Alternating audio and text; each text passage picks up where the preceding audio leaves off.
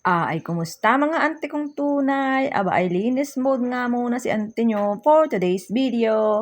Dahil nga 2 days na tayong walang internet, ay magalinis muna tayo mga ante, huu. Medyo kailangan na din nga ng general cleaning sapagkat sasakupin na tayo ng alikabok. Hala!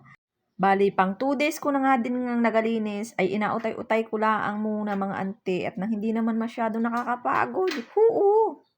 Kahapon nga ay inuna ko ng ligpitin yung ilalim ng lababo at madami na pala doong nakatambay na mga ipis. Apaka ng mga ipis na yan. Kaya naman inuna ko na ang mga yun at sinama ko na din yung cabinet na patungan ng TV. Gawa ng salasalabat na din ang mga anik-anik doon. Kaya ngayon naman, dito naman tayo sa bintana sa baba. Pinagpupunasan ko nga at talagang maalikabok na din, pati na yung mga Korean blinds. Taray, may pa Korean blinds si ante. Ha! Ay pinunasan ko na din, sabi na sa inyo mga ante, malapit na kaming sakupin ng alikabok. Huu! Paminsan-minsan na laang din nga makapag-general cleaning, gawa ng busy din si ante nyo, kakawaiti at FB. Hala, hindi naman, medyo busy na din nga, gawa ng paruot parito din paghatid sa aking mga anakis. Mamamalengke pa, magaluto pa, kainama na. Alam nyo na, umalis na ulit ang aking kuko, ay di akin na lahat ulit ang gawa.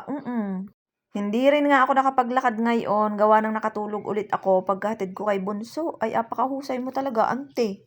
Tulog is life talaga, oo. Kaya naman pagkatapos kong mag-stretching ay nag-umpisa na ulit akong mag-general cleaning.